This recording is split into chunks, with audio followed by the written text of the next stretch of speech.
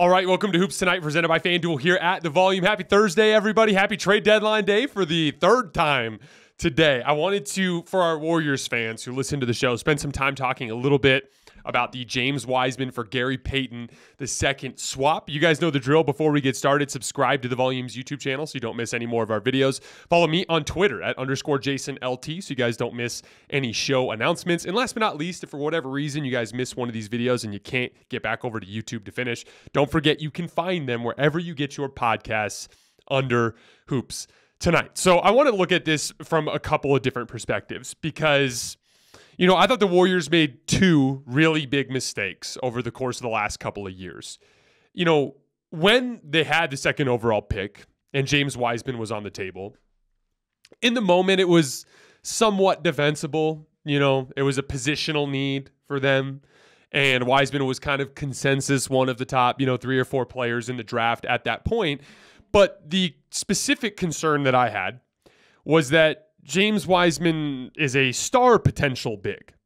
He's a player that has tantalizing skill, not necessarily, a workhorse in terms of the dirty work areas of basketball. And when you have Steph Curry on your team, and you have Jordan Poole, and you have Klay Thompson, and you have Andrew Wiggins, you're not looking for another guy to dump the ball down into the post and have him go to work. Not only that, when it comes to star development in the NBA, the timeline is different.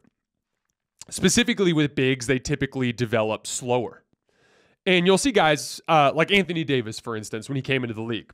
He had that star potential in terms of his shot creation and ball handling and all those different things, but he was already, from day one, an incredibly gifted defensive player and rebounder. You saw that when he led Kentucky to the national championship. There was already that workhorse base with the tantalizing skill on top of it. And that's what made Anthony Davis one of the most, well sought after prospects since LeBron James.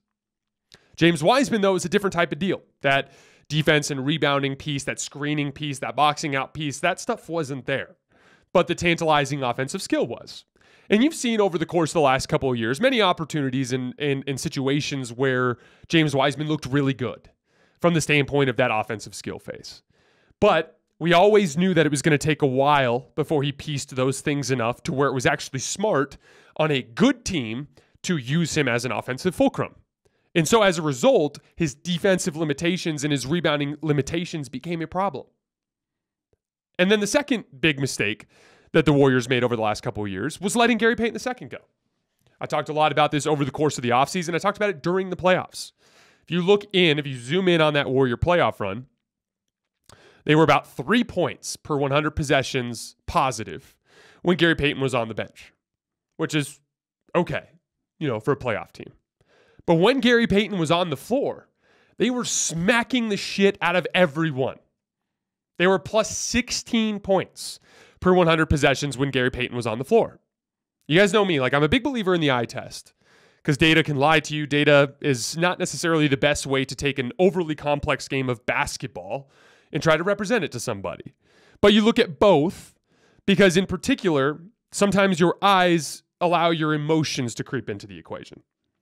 And you guys know me, when it comes to data, I'm always looking at specific things that I believe are usable.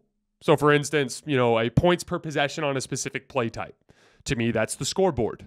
Okay, if I run 100 pick and rolls and I get 120 points, that means I'm getting 1.2 points per possession. That's telling me that specific play type is working very well for my team. I like points per possession in spot-up situations because obviously there's more than one way to skin a cat when it comes to spot-up situations. You can knock down a three. You can pump fake and do a jab step and do a side step to your left to knock down a three. You can attack a closeout, make a one-dribble pull-up, get all the way to the rim. You can drive and kick to somebody else. That's why I like spot-up points per possession. It kind of wraps all of that into one piece. But net ratings are another piece that I look at with a great deal of value because it's literally just the scoreboard. And it accounts for pace. That's all that net rating does. It takes, instead of points per game, which is like point differential. Okay, we're outscoring teams by 11.2 points per game, and it factors in pace as a part of that. How many points am I outscoring teams by per 100 possessions? With Gary Payton, it could not have been more cut and dry. When you watched him play, not only was he one of their best and most disruptive perimeter defenders, But on the offensive end, he was such a connective tissue piece. He was so good cutting out of the weak side corner, keeping the ball moving. That's such a critical part of the Golden State offense because of the fact that Steph and Klay move so much without the ball.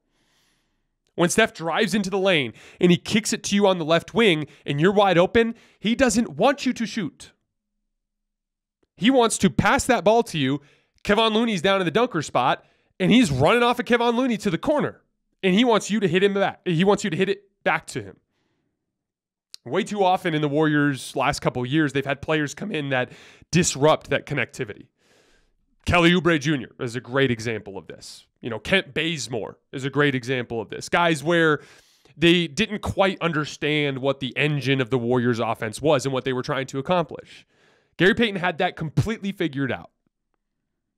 And when you combine that with his ability to grab contested rebounds, what he could do on the offensive end, what he could do on the defensive end, his overall competitiveness and energy and the way that was infectious and the way that helped the team, I didn't need to see numbers to know that he was valuable. But then we look at the scoreboard, and I'm literally getting 13 points better per 100 possessions with Gary Payton on the floor versus when he's off. There was no excuse to let him go.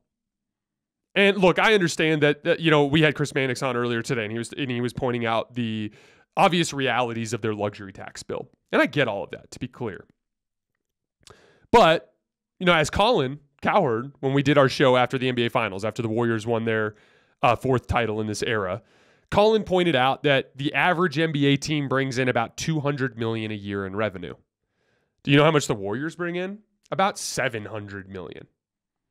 And that's not to say that you don't have to eventually make cost-cutting maneuvers. Like even this James Wiseman for Gary Payton II move had some salary relief elements to it because James Wiseman, per the rookie contract scale as the number 2 overall pick, makes a good amount of money for a guy who's on his rookie contract, which when you're in the repeater tax can amount to a lot of money. But the reality is that as you came out of that season, Gary Payton was so damn valuable to what they did on the court that there really was no case for letting him go, even if he cost that much. It's the exact same thing I said about Alex Caruso with the Lakers. Like, yeah, it was going to cost you $30 million to keep him. But that dude started Game 6 of the 2020 NBA Finals. Shot 40% from 3 the next season. Was arguably their best and most important role player when it came to what he did on the defensive end, infecting that team with energy, and his cutting chemistry with LeBron and what he was doing as a shooter that season. There was no excuse for letting him go. And so when you combine making that mistake with James Wiseman and making that mistake with Gary Payton II, it hurt this team from a depth standpoint. And the Warriors have struggled this year largely because of depth. They are, if you look at their starting lineup, if you look at Looney, Draymond, Wiggins, Klay, Steph, they've been whooping everybody's ass with that group. The problems for this team this year, and I'm not alleviating them of any blame or all the blame. Those guys have struggled on the road as well. They have lost games because Steph didn't play well enough, because Draymond didn't play well enough, because Klay Thompson didn't play well enough. They also share blame. But for the most part this season, the issues for the Warriors have come down to depth. They've had to stagger those starters with bench units to make the bench units usable. As a result, they had to move Kevon Looney out of the starting lineup so that he could run with the bench groups, which they're now going away from. But during that phase of the season, it didn't go well. That starting lineup with Jordan Poole was not performing nearly as well as the other starting lineup. It was depth issues that forced the Warriors to kind of reconfigure their rotation, and it hurt them in a lot of ways. So as I look back, I'm a big believer in, it's a what have you done for me lately kind of idea. Rob Pelinka, for instance. I'm mad at LeBron for suggesting Russell Westbrook, but I blame Rob as the basketball expert for not stopping that from happening. I didn't agree with him for not making a move this summer because I didn't think it was worth it to dig them in a 25-30 hole just to get something slightly better in the trade market. However, what have you done for me lately, Rob? Well, in the last 2 weeks, you've reconfigured the role players and massively improved the team. So kudos to Rob Pelinka for making good moves that undid his mistakes in the past. That's the way I look at it.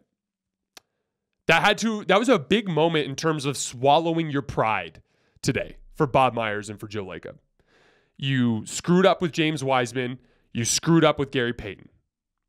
But rather than being prideful about it, which literally accomplishes nothing for you, you do what's best for the basketball team, which is make the move that improves the team. You tank for a season with Steph breaking his hand and you get the second overall pick, and that pick busts. And you have to flip him for 5 second-round picks. That, in a vacuum, seems like a disaster. And I get that. But Wiseman was already a Warrior. You're not going in the time machine and drafting Tyrese Halliburton or LaMelo Ball. You're not. So, kudos to Joe Lacob and to Bob Myers for eating the crow, for just moving on past their mistakes and taking James Wiseman and turning him into Gary Payton II, a player that we have known for an entire year now is the perfect bench wing, kind of connective piece that raised the ceiling of the Warriors to absurd heights last year in the playoffs. Kudos to them for making that move. In my opinion, who cares what people say about the Wiseman pick or what they say about letting Gary Payton go if Gary Payton gets the Warriors back to where they were last year, which was the best team in the league. There's one team out of 30 that gets the Larry O'Brien trophy, and last year it was Steph, Clay, Jordan Poole, Andrew Wiggins, Draymond Green, and Kevon Looney, and Gary Payton II, and Otto Porter Jr. And with what Dante DiVincenzo's brought to the table this year, it's more or less kind of brought back that Otto Porter Jr. element, and he broke his foot and hasn't been playing this year. So I just wanted to shout out Joe Lacob and Bob Myers because it could not have been easy to do what they did today, but I think the Warriors became a much better basketball team. I'd like to see them attack a backup center in the buyout market. I saw Dwayne Dedmon got bought out. I'm not sure if he's the right guy. But they're going to need to look for one more, I think, backup center to kind of alleviate some of the pressure that's on Draymond Green and Kevon Looney to carry them through the rest of the season. But the Warriors took a big step today in their path towards defending their title. All right, guys, that is all I have for today. As always, I sincerely appreciate your support, and I'll see you tomorrow.